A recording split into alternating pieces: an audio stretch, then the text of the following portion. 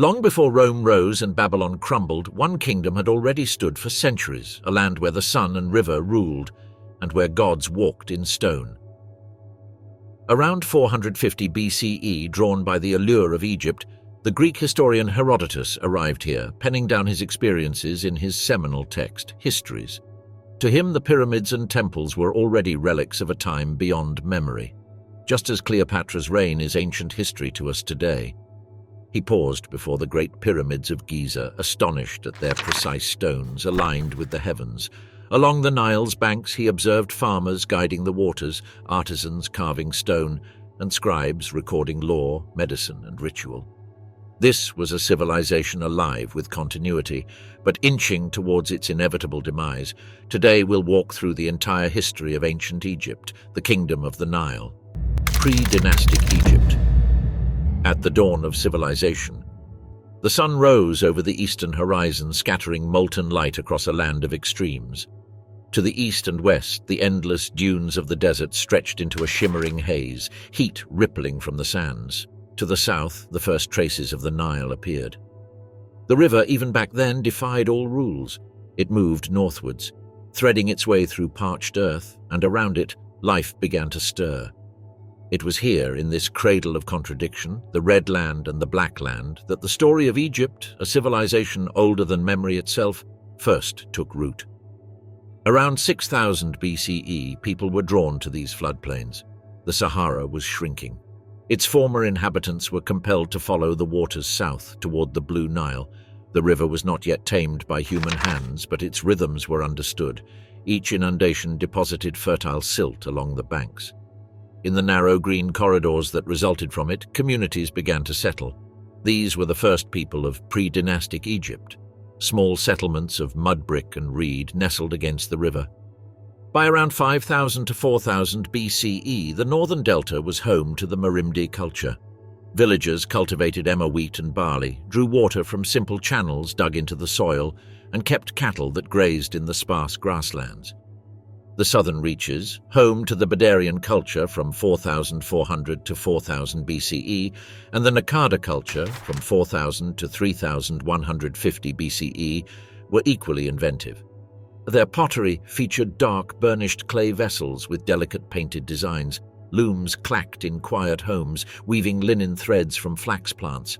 Hunters ventured into the desert and riverine marshes, crafting tools of flint and bone. Life along the Nile was as fragile as it was bountiful. Every household, every irrigation ditch was part of a delicate network, dependent on the river's mercy. Social stratification began to take form around 4000 BCE. Leaders emerged, not yet pharaohs, but men and women whose guidance could determine survival. They were the bearers of emblems of authority, perhaps a scepter carved from wood or a bracelet of ivory, objects that hinted at the dynasties to come. And yet, even as power began to concentrate, the community remained tightly bound. Trade wove Egypt into a larger world.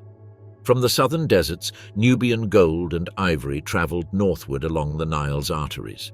The Sinai offered copper, and to the northeast, connections with the Levant brought the first inklings of cultural exchange that would endure for millennia. By 4500 BCE, the Nile had dictated settlements, agriculture, and movement for centuries. The days of the pioneers were already ancient history. The surrounding deserts kept invaders at bay, yet demanded respect and ingenuity.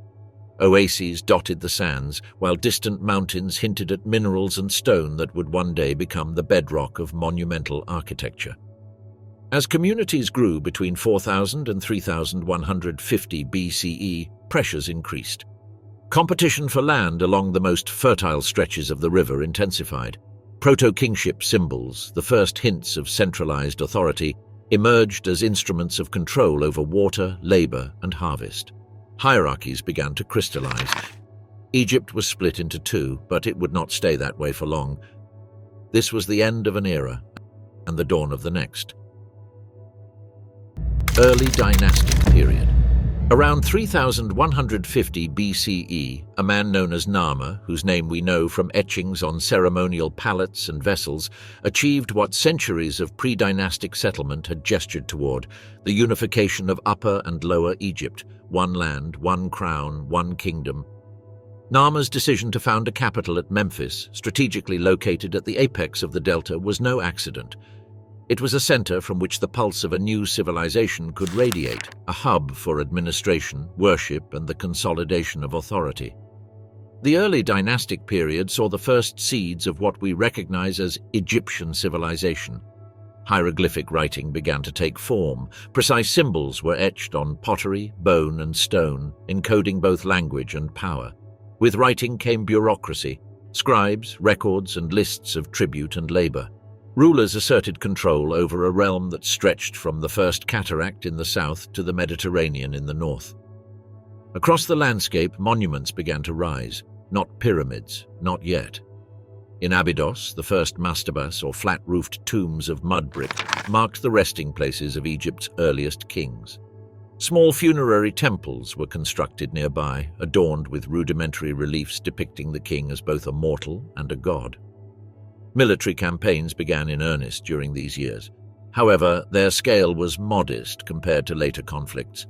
Narmer's successors, consolidating the unification, ventured into the Sinai to secure copper and turquoise, and south into Nubia to assert control over trade and resources. Spears, shields, and simple chariots clattered across the landscape, while small forts and outposts marked the edges of Egyptian influence, tangible signs of authority projected into distant lands.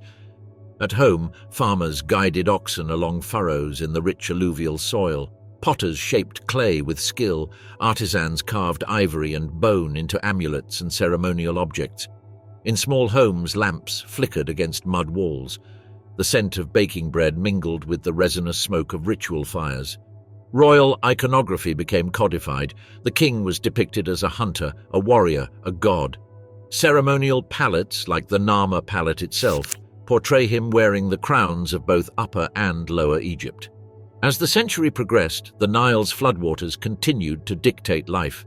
Fields yielded grain that would sustain armies, artisans, and priests alike. Irrigation channels were dug to control the river's pulse, small feats of engineering that allowed settlements to expand and populations to grow. Villages grew into towns, towns into administrative centers. Social hierarchies became sharper. Priests and scribes, warriors and artisans, farmers and laborers all knew their place in the kingdom. Yet, beneath the calm surface of civilization, pressures simmered. By 2686 BCE, a great change was underway. For pyramids to be made, the edifice of the early dynastic period had to be torn down. Old Kingdom. By 2686 BCE, the Nile Valley had become a realm of astonishing cohesion. Pharaohs, believed to be divine, ruled with an authority that fused spirituality and governance. Their words shaped law, their gestures directed labor, and their favor determined life and death. Administrative centralization took root in Memphis. The capital founded by Narmer centuries before was now a hub of bureaucrats, scribes, and priests. It was during the reign of Djoser, around 2670 BCE, that Imhotep, the vizier and architect, conceived a structure unprecedented in scale and form: the step pyramid at Saqqara. From humble mastabas, Egyptian tombs evolved into this monumental stairway reaching toward the sky. The pyramid was more than a burial site, it was a statement of divine authority. Stone was cut, hauled, and positioned with meticulous precision. Laborers' hands blistered, many perished, but the edifice stands, even if in ruins, to this day. Surrounding the pyramid, courtyards and temples were arranged in harmony with the cosmos. Pharaoh Sneferu, ruling around 2613 to 2589 BCE, pursued perfection. But it did not happen in one go. First came the bent pyramid. Its lower courses were sharply angled. Then the upper section was adjusted in response to structural stresses. But it was the Red Pyramid at Dashur that achieved a true smooth-sided form, a prototype of the monumental pyramids to come. And then the Giza Plateau, which took from 2580 to 2500 BCE to complete. This is where the Old Kingdom reached its zenith. Khufu, Khafre, and Menkaure commissioned pyramids of staggering scale. These monuments dwarfed all previous human constructions. The Great Pyramid of Khufu rises even today as a geometric marvel, its limestone casing once gleaming in the desert sun, visible for miles. Beside it, the Sphinx, carved from bedrock, gazes eastward, a sentinel of time, a bridge between the human and the divine. The labor of thousands shaped these monoliths: artisans, engineers, conscripted workers, moving massive stones, organizing work through complex hierarchies, inscribing the pharaoh's eternal authority in granite and limestone. Beyond the monuments, Egypt's reach extended through trade and expeditions. Byblos, across the eastern Mediterranean, supplied cedar for construction. Nubia offered gold, ivory, and exotic fauna. Punt, a distant, almost mythical land, provided incense and rare resins.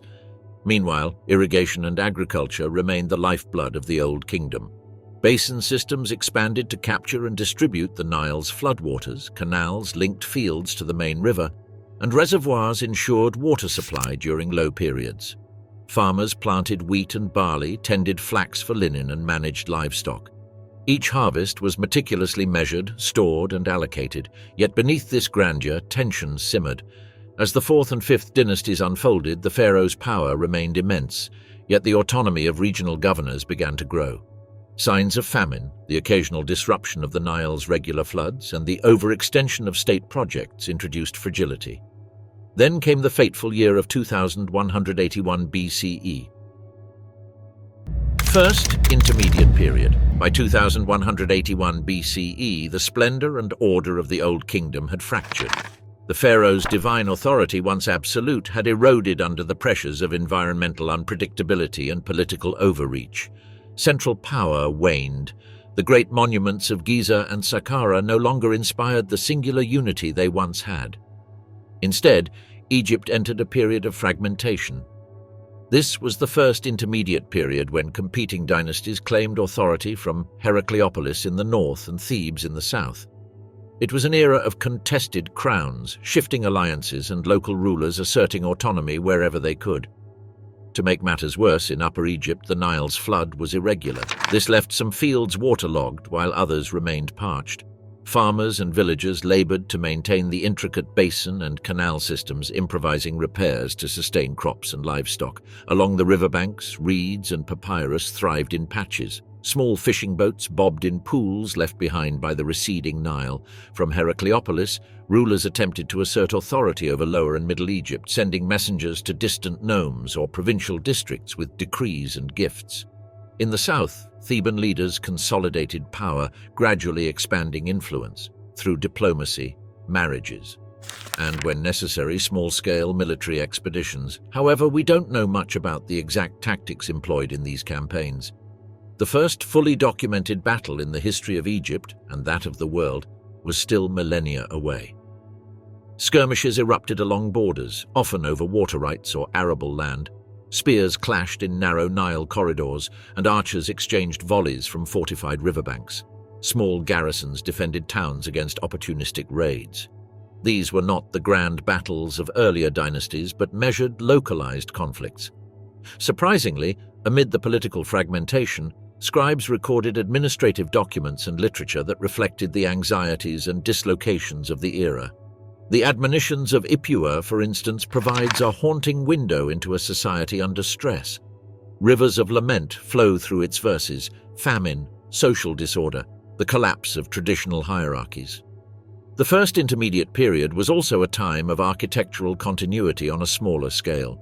Local rulers and community leaders invested in fortifications and irrigation projects.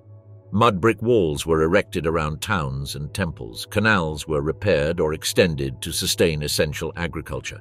In Upper Egypt, terraces and basins were maintained, channeling the Nile's unpredictable floods into productive soil.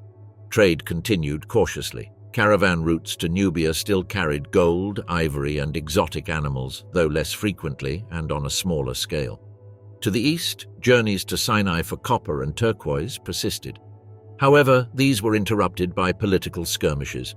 As decades passed, Theban leaders gradually strengthened their position. By carefully consolidating local loyalties and preparing for more decisive action, they foreshadowed the reunification that would end this era of division. Small victories over neighboring nomes, alliances sealed by marriage, the skillful management of agricultural and irrigation infrastructure.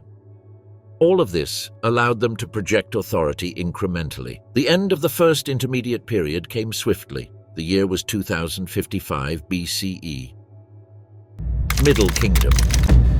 After decades of political fragmentation, Mentuhotep II, a scion of a local Theban line, united Upper and Lower Egypt once more. Thebes, perched on the east bank of the Nile and framed by the jagged cliffs of the Theban hills, became the new capital. Under Mentuhotep II and his successors, the Middle Kingdom bureaucracy expanded. Laws, taxation, and record-keeping were codified. Regional governors or nomarchs, previously semi-autonomous, were drawn into a tighter network of authority. Temples and administrative centers in Thebes, Coptos, and Elephantine became nodes of control and culture.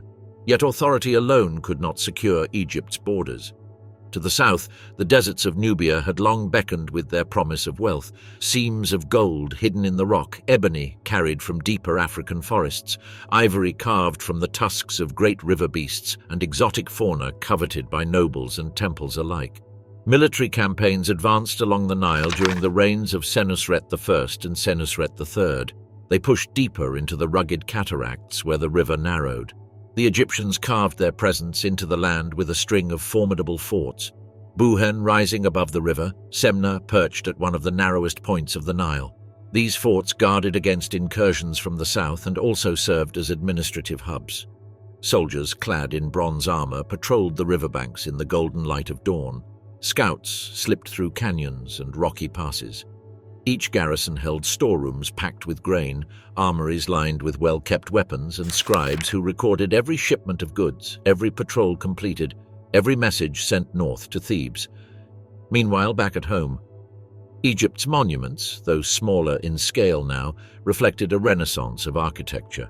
At Dashur, Senusret III's pyramid complex rose above the desert in sharp geometric lines, its limestone casing gleaming white before the centuries stripped it away, and beneath it lay a labyrinth of burial chambers and hidden passages. At nearby Lisht, Amenemhat I and Senusret I anchored their new capital with pyramids.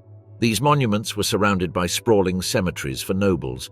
Around Thebes, mud-brick temples expanded as administrative and sacred hubs, their courtyards cooled by the narrow shade of date palms and their walls carved with reliefs. We can see these even today. Pharaohs smiting Nubian rebels, presenting incense to Amun, celebrating the restoration of Ma'at, or truth, balance, justice, and cosmic order after chaos. Trade resumed with vigor. Caravans traversed the Sinai for copper and turquoise, while expeditions sailed to Punt, bringing incense, myrrh, and exotic animals to the Nile's markets. The river carried these goods south and north. Cultural life flourished. One of the Middle Kingdom's defining literary achievements, the Tale of Sinuhe, was written during the reign of Senusret II around 1900 BCE and copied for centuries afterward. It followed a royal official who, upon hearing of the king's assassination while traveling with the crown prince, fled Egypt in panic, believing himself entangled in courtly intrigue. His journey carried him beyond the eastern delta, across the Sinai, into the Levant. There he lived among foreign tribes, married into a local chieftain's family, and earned renown as a warrior. Yet even as he prospered abroad, the pull of Egypt shadowed every triumph. The story reached its emotional summit when an aging Sinuhe received a royal pardon from Senusret I, allowing him to finally return home. There he kneels before his sovereign and receives a tomb befitting his rank. At the same time, the coffin texts appeared across the wooden coffins of nobles and officials. Previously, this had been reserved only for kings. Written between roughly 2100 and 1600 BCE, these spells detailed maps of the Duat, instructions for overcoming demons and obstacles, and formulas for transforming into protective deities or sacred animals. Advances in medicine, mathematics, and metallurgy accompanied these literary achievements. Physicians documented ailments and remedies. Engineers calculated canal gradients, and artisans experimented with bronze alloys, their innovations shaping both practical life and spiritual aspiration. Yet beneath the surface, pressures were mounting. The Middle Kingdom, for all its achievements, faced environmental and social constraints. The Nile's floods remained capricious, at times generous, at others harshly insufficient. Climatic variability stressed agricultural output, reminding Egypt's rulers that prosperity was never guaranteed. To the north, Asiatic groups moved into the delta. As decades passed, dynastic stability gradually waned. Regional governors began to assert more autonomy, trade routes became contested, and the southern forts faced increasing pressure from Nubian groups resisting Egyptian control. Yet the Middle Kingdom remained a period of cultural efflorescence, a time when literature, architecture, and statecraft achieved a delicate balance. Then, as history often does, the quiet-to-eruption moment arrived. Second Intermediate Period. By 1650 BCE, Egypt had entered a turbulent era now known as the Second Intermediate Period. The great central authority that had held sway during the Middle Kingdom had fractured, and the delta, fertile yet exposed, became the foothold for new powers, not from within the kingdom, but from beyond Egypt's borders, in the delta city of Avaris, ancient Hutwaret. The Hyksos established their power around the mid-17th century BCE. These rulers, likely originating from a mix of Levantine communities, arrived not as a sudden invading horde but as immigrants. Over generations, they accumulated military strength, administrative control, strategic alliances. By the time they seized the throne and inaugurated Egypt's 15th dynasty, Avaris had become a sprawling center of palatial compounds, granaries, workshops, and bustling docks along the Pelusiac branch of the Nile. The Hyksos introduced technologies that would reshape Egyptian warfare. Their horse-drawn chariot, light and swift, moved on spoked wheels and could carry an archer whose composite bow possessed far greater range and penetrating force than any bow previously used in the Nile Valley. In time, these chariot archers would come to define ancient Egyptian warfare. Bronze-tipped arrows and spearheads added lethal efficiency, while new forms of scale armor and helmets enhanced battlefield protection. Excavations at Tel el-Dabba, the site of ancient Avaris, have revealed stables large enough to house hundreds of horses. Remains of chariot gear, equid burials, and imported weapons were also dotted around the site. Putting these innovations to effective use, the Hyksos projected their influence southward. Egyptian princes in Thebes observed and eventually adopted much of this new martial toolkit. The tension between Thebes and Avaris simmered for decades. The struggle for reunification erupted in the wars. On the Nile's east bank, the great limestone cliffs of the Theban hills provided a natural citadel and a vantage point for the southern kings. It was from this vantage that Kamosi, scion of a Theban line, first gathered the resolve to confront the Hyksos. He launched small-scale incursions into delta territories. These raids tested the resolve and organization of the Hyksos, striking with speed and then vanishing back into the southern marshes. Artisans and scribes recorded these conflicts on ostraca and papyrus, chronicling skirmishes. The Egyptians learned quickly, studying the Hyksos' chariots and composite bows. They adapted these technologies for their own forces. Bronze replaced flint in swords and spearheads, and charioteers trained in new formations. Villages along the Nile became watchpoints. Local militias supplemented professional soldiers. Farmers now mapped terrain for military advantage, noting hidden channels, mudflats, and ridges that could conceal ambushes. In the north, Avaris thrived as a hybrid city, a cosmopolitan hub at the intersection of Egyptian tradition and foreign innovation. Markets overflowed with pottery, textiles, and grains. Craftsmen adopted Hyksos techniques in metallurgy, casting bronze implements. The aroma of baking bread mingled with the smoke of kilns firing new ceramics. The river ferried goods southward, blending economies and ideas. Yet beneath this bustle lay tension. Friction between settlers and indigenous populations, between the rulers of Avaris and the loyalists who longed for reunification under the Theban kings, was about to erupt. The fateful moment arrived in the campaigns of Ahmose. This young king had been only a child when his father, Sekenenra-Tau, was killed in battle, and only a youth when his brother Kamose launched daring strikes against the Hyksos strongholds. By the time Ahmose ascended the throne around 1550 BCE, the long shadow of occupation had become a generational inheritance. As successor to Kamose, he did not rush blindly into conflict. Instead, he prepared with meticulous care. His army was unlike any Egypt had ever commanded. It blended native infantry traditions with the very technologies introduced by their foes. Chariotry, once a symbol of Hyksos dominance, now thundered behind Egyptian banners. Its horses were trained in the newly built royal stables at Thebes. Archers were drilled to unleash volleys at ranges unimaginable a century earlier. Before the final campaign, Ahmose dispatched scouts northward to study the contours of Avaris, its canals threading like veins through marshland, its ramparts reinforced by mud-brick bastions, its gates positioned to command both river and road. Seasoned Nubian auxiliaries joined Theban veterans. They formed a composite force that marched in disciplined columns along the Nile. When the army reached the outskirts of Avaris, the quiet of the delta gave way to the low, rhythmic thud of chariot wheels. Dust rose in golden sheets as Egyptian charioteers circled the walls. They probed for weaknesses, driving Hyksos defenders back from their battlements with arrow storms. The assault unfolded in waves. Archers advanced behind portable shields, loosing bronze-tipped shafts that clattered against brick and armor. Sappers pushed toward the walls with picks and firepots. When breaches finally cracked open, infantry surged forward. The city dissolved into a labyrinth of violence. In the narrow streets of Avaris, bronze struck bronze with ringing fury. Spears shattered, shields splintered, fighters grappled in doorways, toppled into canals, or stumbled across the rubble of collapsing homes. Dust mingled with smoke from burning granaries. Through it all, the Nile flowed steadily past. The struggle was not won in a single storming of the gate. For years, Ahmose conducted a grinding campaign: siege, assault, retreat, regrouping, and attack again. Avaris changed hands more than once, its remaining defenders reinforced at times by Hyksos allies from Sharuhen in southern Canaan. But Ahmose pressed on with relentless determination. It was this constant campaigning that eventually drove the Hyksos northward into the Levant. He besieged Sharuhen for 3 long years until it fell.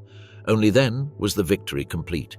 The expulsion of the Hyksos marked a return to cosmic order for the Egyptians. The god-kings were back in power. Egypt, however, did not return to what it had been. It transformed. The trauma of foreign rule had branded itself onto the state's deepest institutions.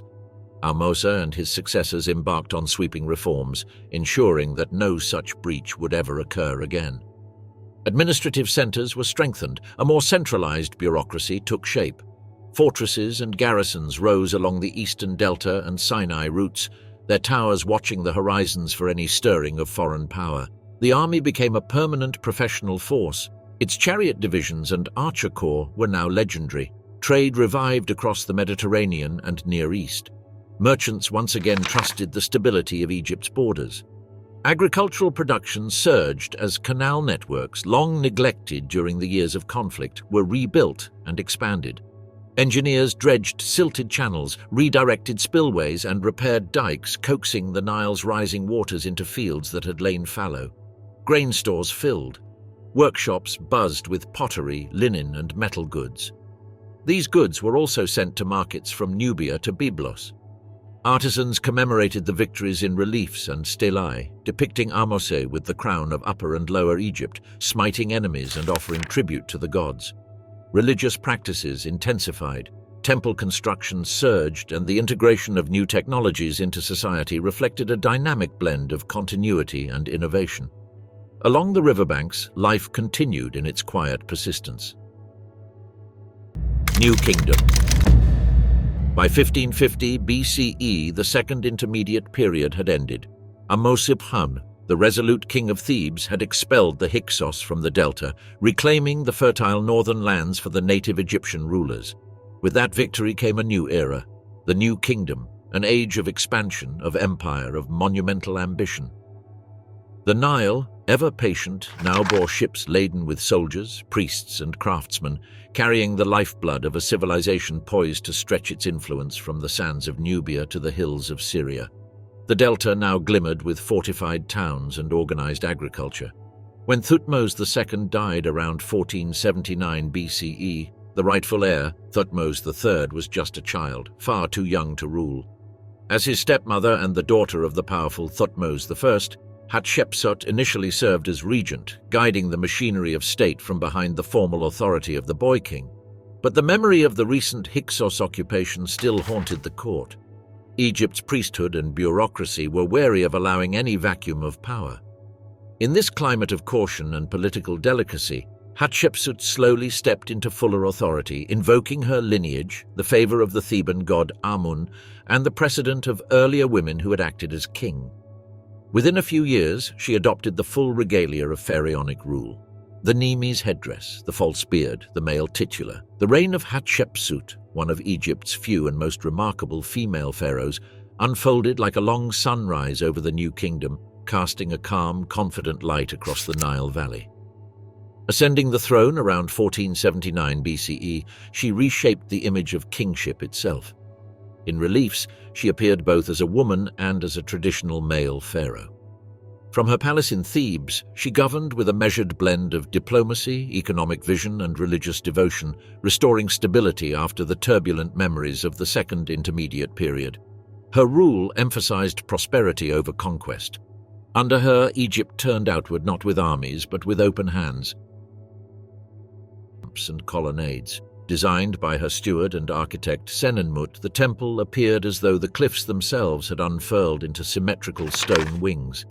Inside, artists carved reliefs that captured the very soul of Hatshepsut's reign. In one chamber, sleek ships pitched on carved waves, their sails billowing while sailors strained at ropes, immortalizing the voyage to Punt. In another, craftsmen were shown heating metal in braziers, shaping electrum jars whose surfaces gleamed like captured starlight.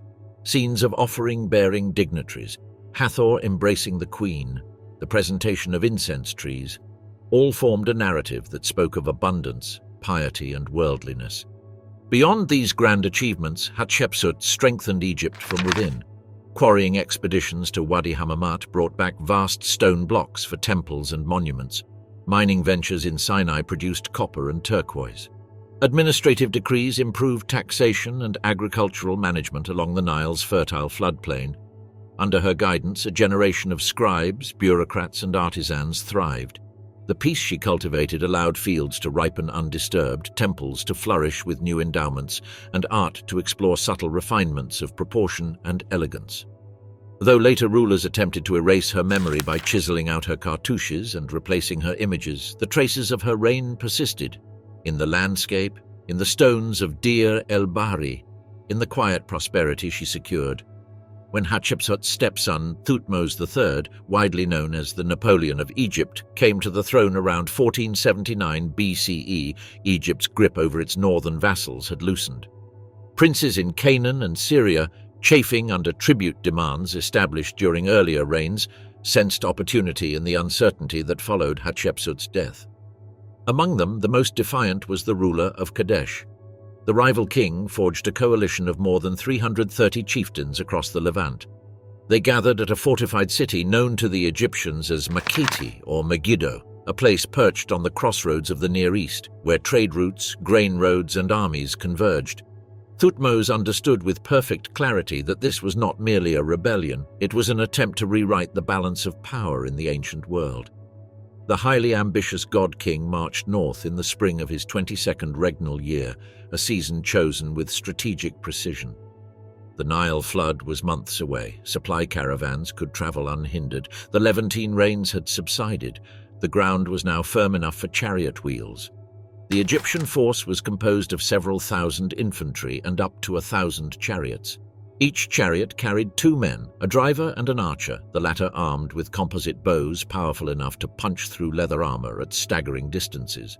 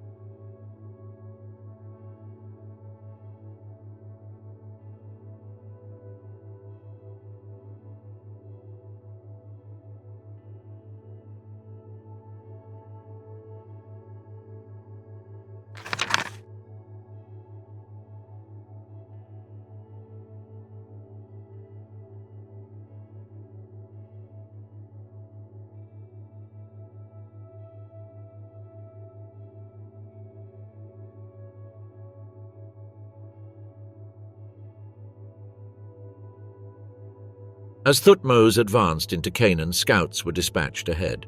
They reported that the rebel coalition waited behind the walls of Megiddo, but there was a crucial choice to make. 3 roads led to the city, one broad and safe, circling the region from the west, another winding from the east, and a third, a narrow mountain pass from the south, dangerous, steep, and so tight that chariots risked tipping into ravines. Most generals would have chosen the western road, the one the coalition expected. Thutmose took the opposite view. "Let the boldest path be the one the army follows," he declared. The southern pass, though perilous, offered a chance to strike the enemy where they least expected it. If his army moved fast and silently, he could emerge directly on the plain before Megiddo.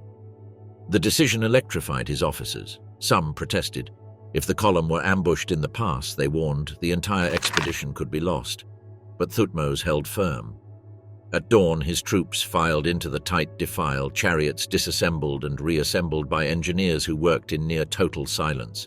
Horses snorted and stamped nervously on the rocky path. Infantry hugged the cliffside as the wind carried dust. Hours stretched into a tense procession, the army inching forward through a corridor carved by time. When they emerged from the mountains, the surprise was total. The coalition armies had positioned themselves on either side of the expected western road. The central plain was completely exposed. Thutmose's men poured onto the open ground like a tide breaking through a dam. Chariots were reharnessed with astonishing speed, wheels slotted back into place with wooden pegs, reins tightened, bows strung. The Egyptians had seized the crucial high ground before their enemies fully grasped what had happened. As the sun climbed toward midday, the battlefield exploded into motion. Thutmose's chariots advanced in crescent formations, spreading wide to envelop the enemy center. Archers loosed arrows in rapid arcs, bronze-headed shafts whistling toward the Canaanite ranks. The rebels, armed with spears, slings, and lighter chariots, struggled to maintain cohesion under the barrage. The coalition's greatest strength had been its numbers, but the Egyptian strategy, built around precision, proved to be superior. They struck the flanks, disrupted the center, and used the momentum of chariots to panic the rebels. When the Canaanite lines buckled, infantry surged forward, shields locked, spears braced, bronze clattered on bronze as soldiers collided. Dust rose so thick that at times the sun vanished behind the haze. From his gilded chariot, Thutmose directed the flow of battle, signaling with raised staff and shouted commands. At one moment, recorded by scribes, a portion of the enemy's left flank attempted to regroup near a dry riverbed. Thutmose seized the opportunity. He sent a wedge of chariots racing along the embankment. The maneuver struck with devastating force, wheels splintered, bodies toppled, and enemy commanders fled, seeking refuge within Megiddo's high walls. Panic spread like a contagion. The rebels abandoned their tents, their weapons, even their royal standards. The Egyptians pressed them hard, driving many back into the city in chaotic waves, yet Thutmose halted his troops at the gates. Here, the discipline of the army faltered for a moment. The soldiers paused to plunder the vast spoils left scattered across the battlefield. Had they pursued immediately, they might have captured the city in a single afternoon.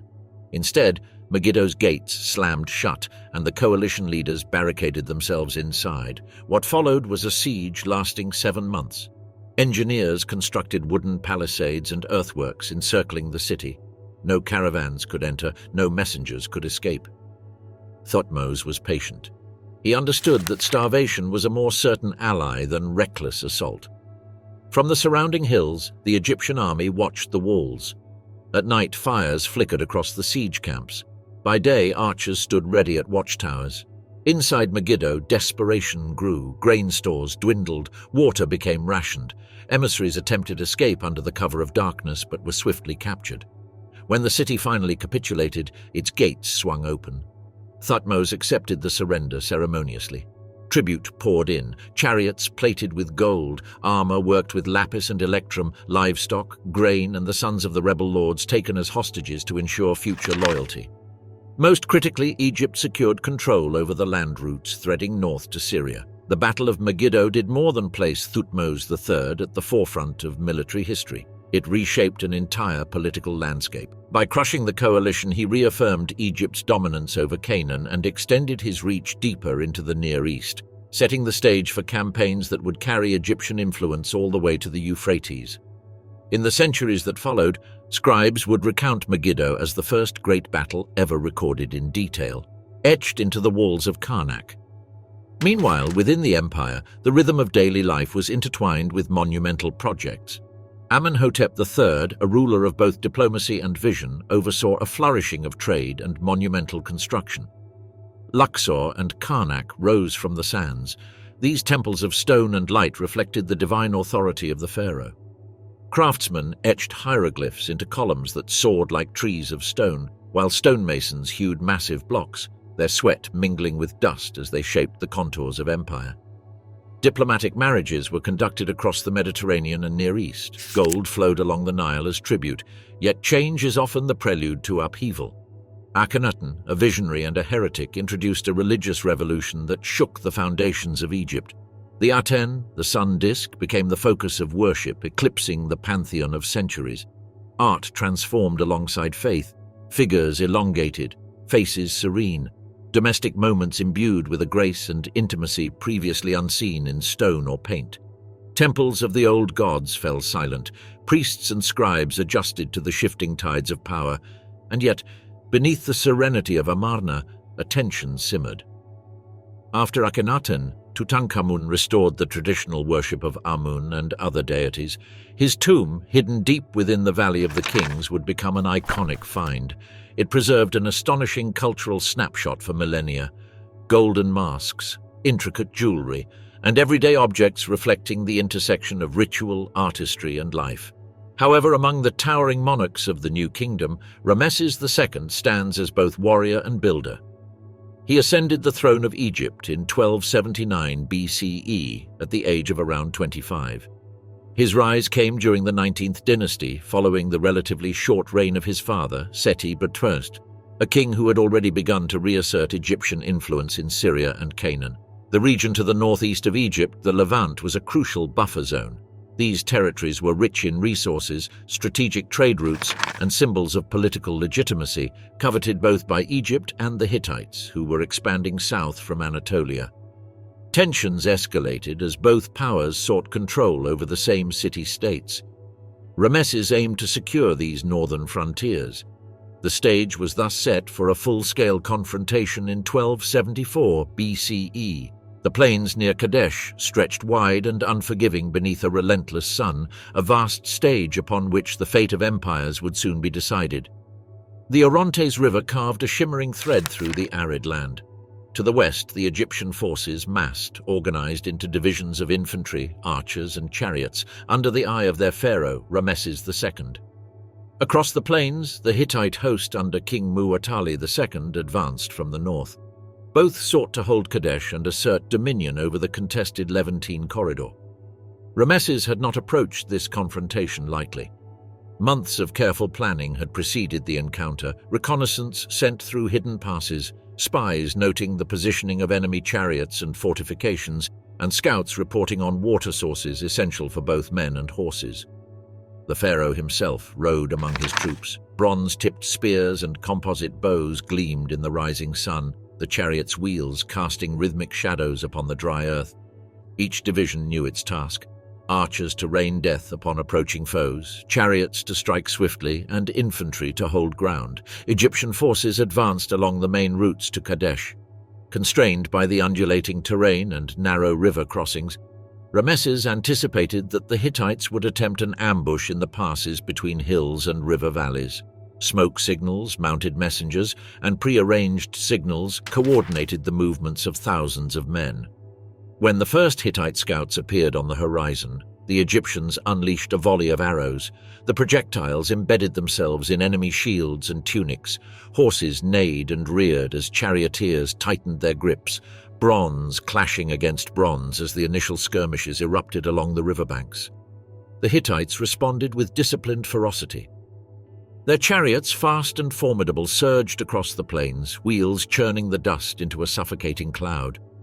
The sound of hooves and the bark of orders echoed across Kadesh, blending with the shrieks of wounded and the groans of men pinned beneath fallen vehicles. Ramesses observed from a high vantage. He knew that to lose cohesion here would mean disaster. To triumph, he would need to exploit the terrain, lure the enemy into overextension, and strike at the critical moment. With a sweep of his hand, he signaled a controlled advance through a narrow pass. This invited the Hittite vanguard into a constricted battlefield. Here, their numerical advantage would be blunted. Egyptian archers rained arrows down upon Hittite chariots funneling through the pass, each shaft finding gaps in armor and shields. Chariots swerved, collided, or overturned in the churned earth, horses screaming in panic. Infantry surged forward, shields interlocking, spears thrust outward, bronze met bronze, steel-edged swords bit into shields. Rameses, mounted upon his rearing horse, charged into the fray. Contemporary accounts and reliefs depict him in the heart of battle, striking fear into enemies and rallying his men. The ebb and flow of the engagement continued across the plains. Feigned retreats drew enemy units into exposed positions, while hidden reinforcements arrived just in time to turn the tide. The Hittites, though disciplined and formidable, began to suffer from the Egyptians' mastery of the terrain and coordinated strategy. But the battle was far from decisive. Kadesh remained contested, and both sides endured heavy losses. Horses and men alike lay strewn upon the ground, mud and blood mingling with the desert dust, while the Orontes wound silently past. Yet, even as the clash threatened to spiral into chaos, Rameses had secured the intangible victory, his reputation. Word of his courage and command spread across the Levant. Diplomacy followed, for neither side could claim absolute supremacy. Within months, the pharaoh negotiated a treaty with the Hittites, one of the earliest recorded peace agreements in human history, sealing a fragile balance of power. In the wake of battle, Rameses turned his attention to immortalizing the events. Temples and statues rose along the Nile, monumental in scale and intention. The Ramesseum, his mortuary temple near Thebes, soared with pylons and courtyards, reliefs depicting the Battle of Kadesh with a cinematic immediacy. Chariots crashing, archers unleashing volleys, the pharaoh triumphant at the center of the storm. Far to the south, Abu Simbel was carved from living rock, its colossal statues gazing eternally across the floodplain. Militarily, the campaigns that followed the Battle of Kadesh consolidated Egypt's control over Canaan and Syria. The Egyptian military organization also evolved. Coordinated chariotry, combined arms tactics, and the use of reconnaissance became standard practice. Meanwhile, the army's presence along the northern frontiers ensured that the Nile's wealth of grain, linen, and gold remained protected. But this was not to last. After the grandeur of Rameses II and Rameses III, Egypt faced a tightening ring of pressures. Economic strain from maintaining far-flung garrisons, successive waves of Libyan incursions, the disruption of trade routes as the wider Bronze Age world fell into chaos. The slow erosion of royal authority occurred as the powerful priests of Amun in Thebes grew in power. Drought and reduced Nile floods weakened agriculture. Internal instability splintered the once centralized state.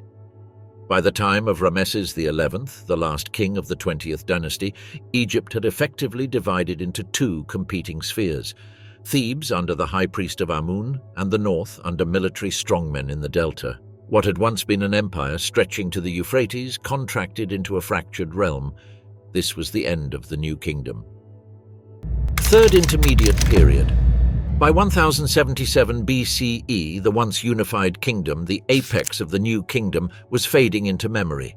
Competing dynasties claimed authority in Tanis and Thebes, while Libyan mercenaries and settlers exercised increasing influence over the delta. Amid this decentralization, the 21st and 22nd dynasties struggled to maintain cohesion. Pharaohs in Tanis wielded ceremonial authority, yet their control was often more symbolic than practical. Thebes, once the capital of the empire and home to the great temples of Karnak and Luxor, continued to exert cultural influence. Priests, scribes, and local governors exercised substantial autonomy. Small battles flared sporadically, local skirmishes between city-states or rival families, but the scale was more intimate than the massed armies of the new kingdom. During the 25th dynasty, however, a remarkable transformation occurred. From the land of Kush in Nubia, powerful kings rose to restore order. Piye, Taharqa, and Shabaka, monarchs of Nubian origin, marched northward along the Nile, reasserting centralized authority over the delta and beyond. Fortresses were constructed or reinforced, strategically placed to control river crossings and key trade routes. However, the Nubian kings were meticulous in preserving the traditions of Egypt. They blended the symbols of their homeland with the established conventions along the Nile. Art and culture flourished under the 25th dynasty.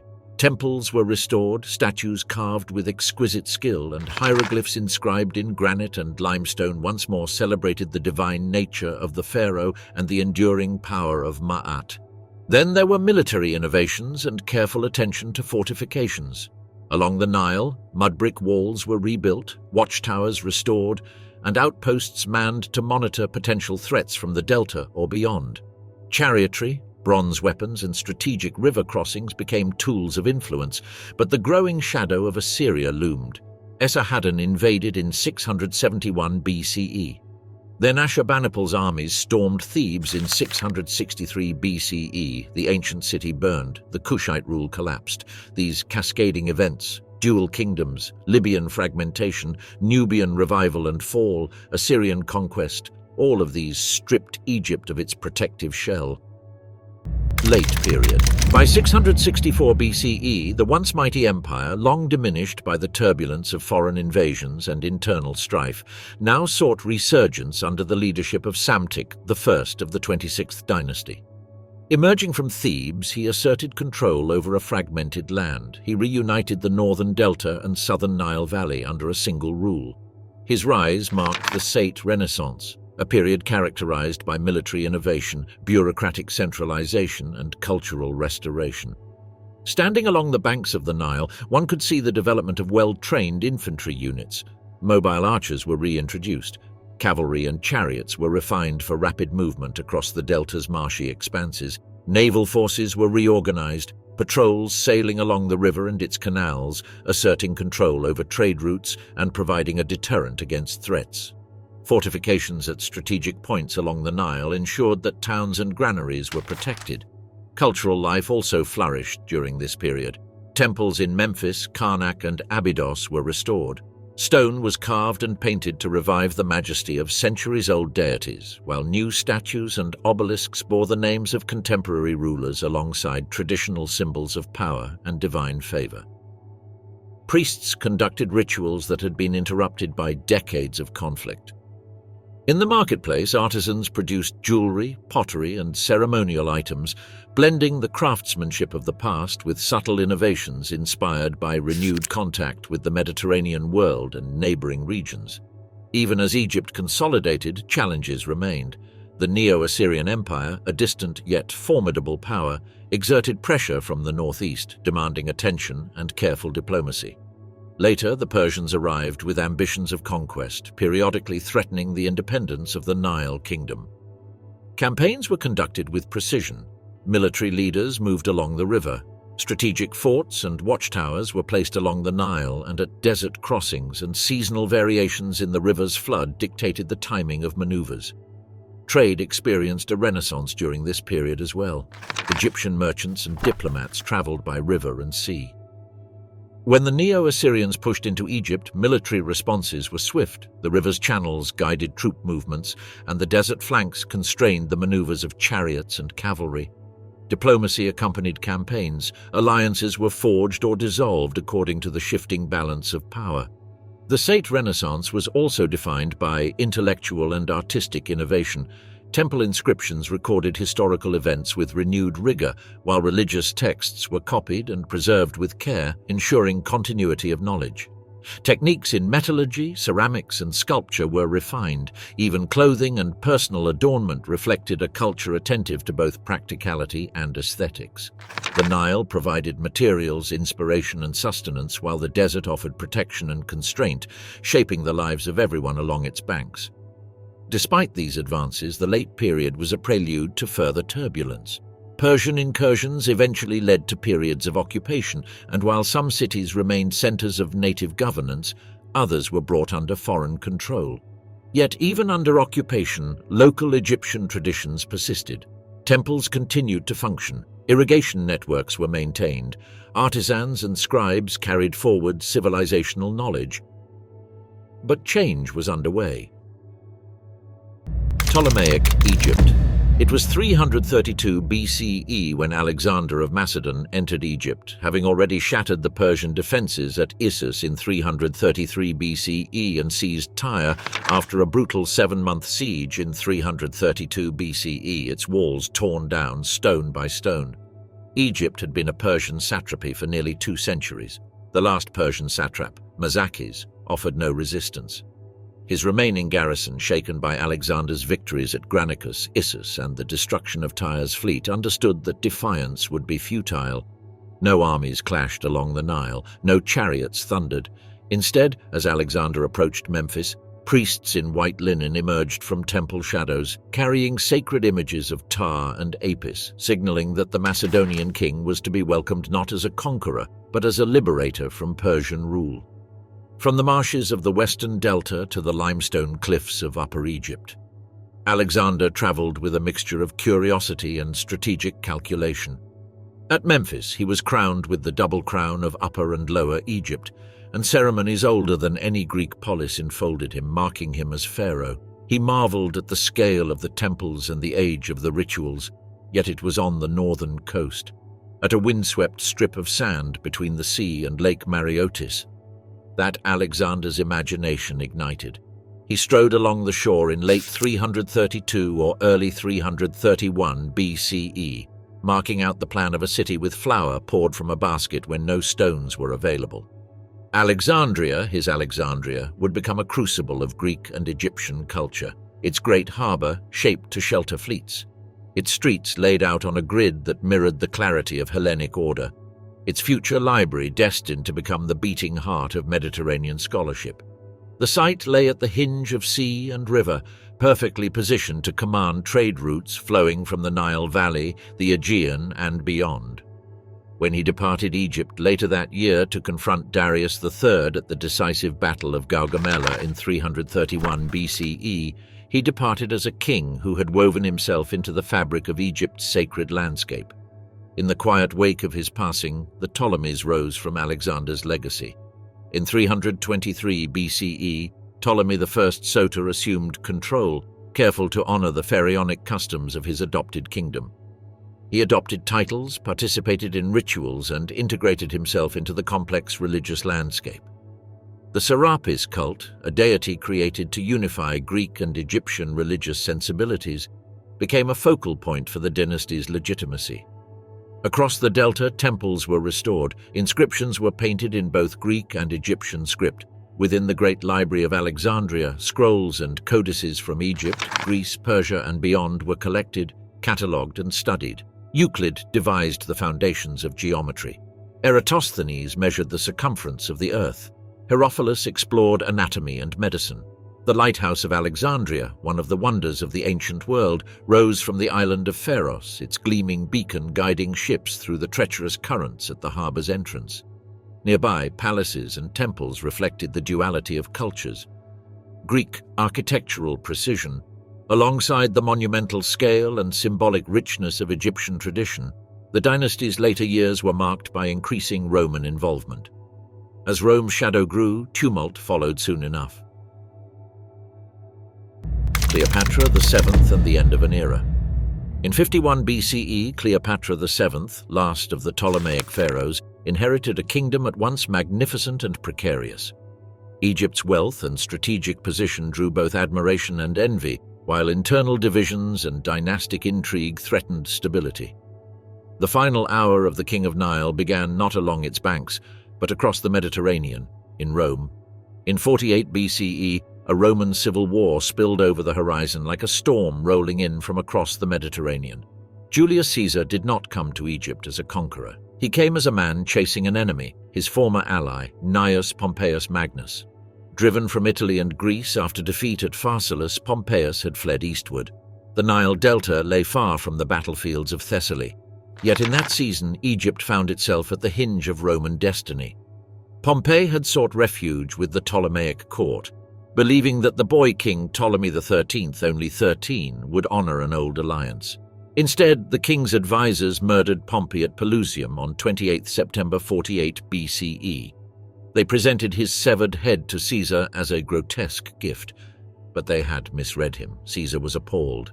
His arrival in Alexandria in early October brought not gratitude but fury, and in the tense streets of the capital, political fractures widened. Cleopatra, exiled by a palace faction despite being the rightful co-ruler, saw opportunity. Sharp-witted, multilingual, and deeply educated in both Greek and Egyptian traditions, Cleopatra understood that only by reaching Caesar could she reclaim her crown. She slipped through the palace defenses, bypassing her brother's guards. The Queen of the Nile had herself smuggled into Caesar's presence. When she emerged from the carpets, Caesar recognized her composure, intelligence, and legitimacy, and so he stayed in Alexandria to arbitrate a war of succession.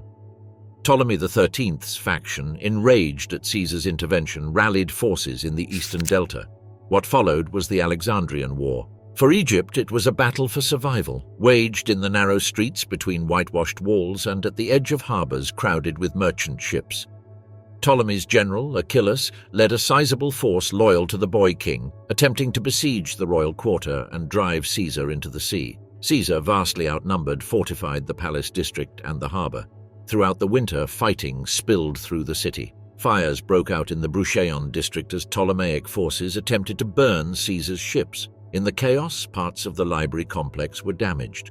Caesar commanded a mixed force of Roman legions and Egyptian allies, defending makeshift barricades and palace walls day and night.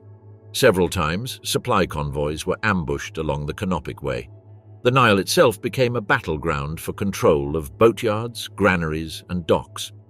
The turning point came with the arrival of Mithridates of Pergamon in early 47 BCE, marching south from Syria to aid Caesar. Near the village of Chassion, east of the Nile, Cleopatra's brother tried to halt the relief army, but Caesar broke through the besiegers' lines. Linking with Mithridates, the consul of Rome crushed Ptolemy's forces. During the retreat, Ptolemy XIII drowned in the Nile while attempting to flee across the river. By the spring of 47 BCE, Cleopatra VII was confirmed as queen, ruling alongside her younger brother Ptolemy XIV, though true authority rested with her. In the months that followed, she traveled along the Nile with Caesar. The union between Caesar and Cleopatra produced a son, Ptolemy XV Caesarion, born in 47 BCE, an heir symbolizing a hybrid future that neither Rome nor Egypt was prepared to embrace. But in 44 BCE, the fragile alliance collapsed with the stroke of daggers in Rome. Caesar was assassinated in the Senate. Cleopatra, sensing how quickly Roman politics could mutate into danger, sailed home with Caesarion. Egypt braced for the next convulsion. The power struggle that followed Caesar's murder brought forth two Roman titans, Mark Antony and Gaius Octavius. The latter, also known as Octavian, was Caesar's grand-nephew and adopted son. Their uneasy coalition triumphed over Caesar's assassins at Philippi in 42 BCE, but the Mediterranean was too small for two men who believed themselves destined to rule. Antony, securing Rome's eastern territories, summoned Cleopatra to Tarsus. She arrived not as a supplicant, but as Egypt incarnate. The last pharaoh sailed up the Cydnus River in a barge draped with purple sails, her servants fanning perfumed air. Their meeting was a political necessity, but it ignited a partnership that reshaped the fate of the Nile. For Egypt, Antony became both protector and liability. He restored lands once ruled by the Ptolemies and granted Cleopatra territories in Syria, Cyprus, and Cilicia, rebuilding an eastern Mediterranean sphere of influence. In Alexandria, Cleopatra invested heavily in temples, libraries, and scholarly institutions. Priests chanted hymns to Isis, scribes copied ancient texts, astronomers charted the movements of planets from rooftop observatories. Egypt experienced a brief resurgence, cultural, economic, spiritual. But in Rome, Octavian watched with suspicion. Antony's growing alignment with Cleopatra, especially the donations of Alexandria in 34 BCE, where he publicly declared Caesarion the true heir of Julius Caesar, was a direct threat.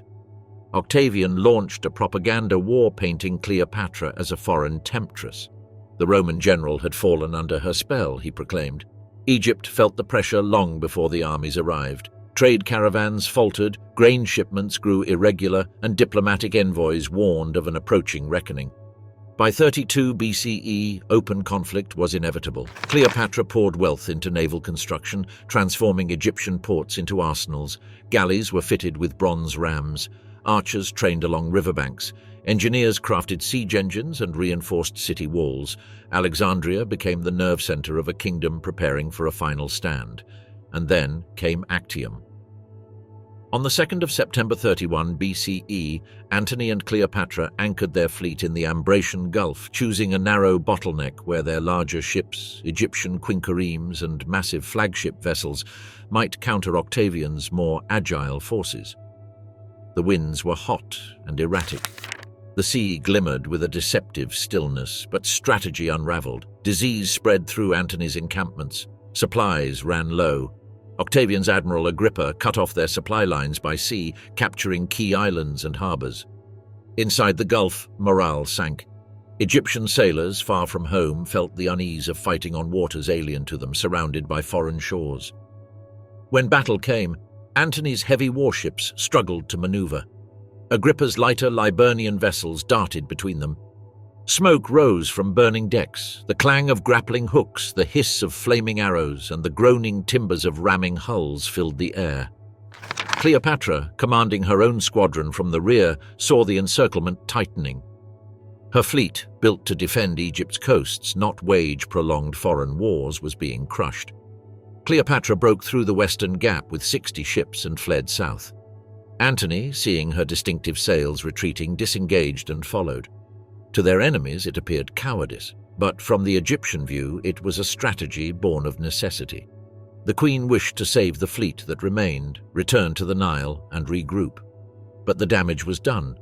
Actium had shattered the aura of Egyptian invincibility.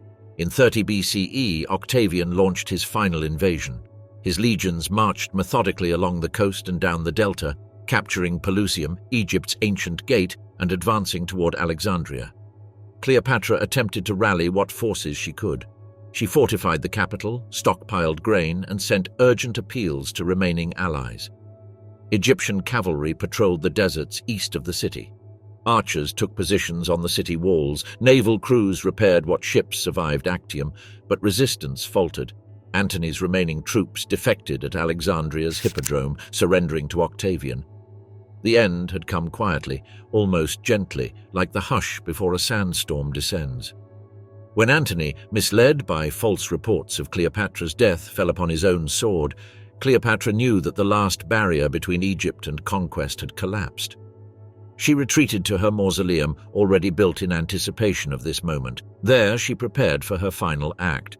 Octavian, arriving shortly afterward, sought to parade her as a captive through Rome. Cleopatra, understanding the symbolic violence of such a march, chose death on her own terms. Whether by ASP bite or poison mixture, she died on the 12th of August, 30 BCE. Her death ended 3,000 years of pharaonic rule. The temples and tombs remained. The Nile continued its eternal flood, but the scepter passed from native and Hellenistic hands into those of Rome.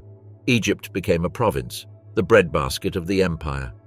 Herodotus, centuries earlier, had described Egypt as an ancient land, a realm older than the imagination could grasp, its customs and monuments unparalleled.